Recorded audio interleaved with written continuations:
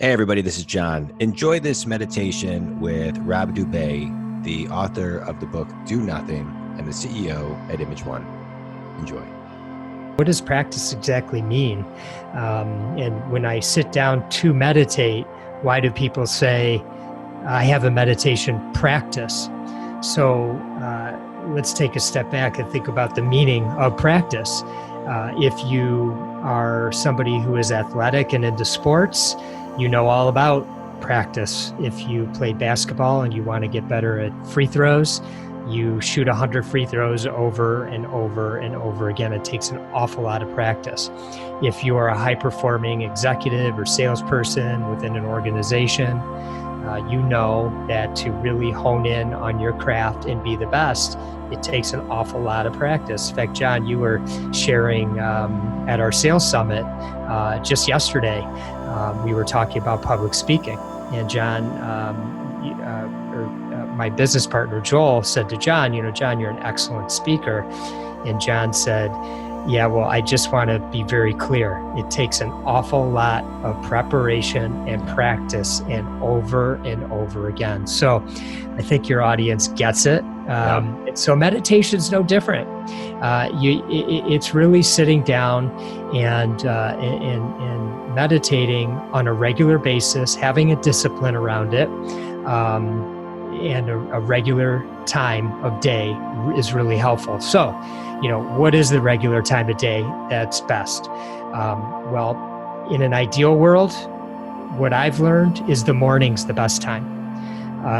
And so if you have no constraints, I highly recommend that you set your alarm clock a little bit earlier and get up and go right into a meditation. Move to a chair, or, get out of bed, move to a chair or a cushion, whatever you're going to use. How long? Maybe 15 minutes, 10 minutes, is in today's busy world, that's a useful amount of time.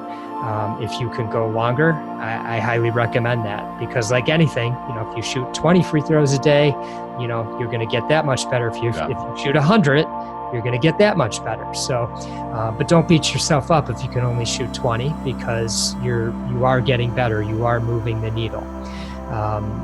Okay, so let's say getting up in the morning and doing it right away isn't ideal for you because you have young children or whatever the case might be. It's not a problem. Really just look at your day and try to find the best spot for you, whenever that might be. Before bed, it might be in the middle of the day. We have people at our office, they'll actually go take part of their lunch. They'll go into one of our small conference rooms. Some go out in the parking lot into their car. They just feel more comfortable doing it that way. So you have the time. I know that. So many people say I don't have the time, and I'll challenge you on that. And if you don't have 10 or 15 minutes to increase the health of your brain, I highly encourage you to look at your calendar and reprioritize and make sure that you find that time. And I know I had that same struggle initially, and I think my main hesitancy was I didn't know if meditation was going to be effective. And it was hard to tell at first, because like anything that you're practicing, you don't see the results right away. It takes a while. And what I've learned about meditation is it shows up for you when you least expect it. And so that's why I highly encourage your audience to find that time of day, find the right amount of time, 10, 15, 20 minutes or more if you can do it, and stay disciplined with it and stick with it, because it's going to show up when you least expect it. Yeah, I love that. I'd like to throw out a challenge for everyone who is thinking that maybe that's impossible, to at least start today and maybe for the next 7 days to meditate at least 1 minute a day or 2 minutes a day.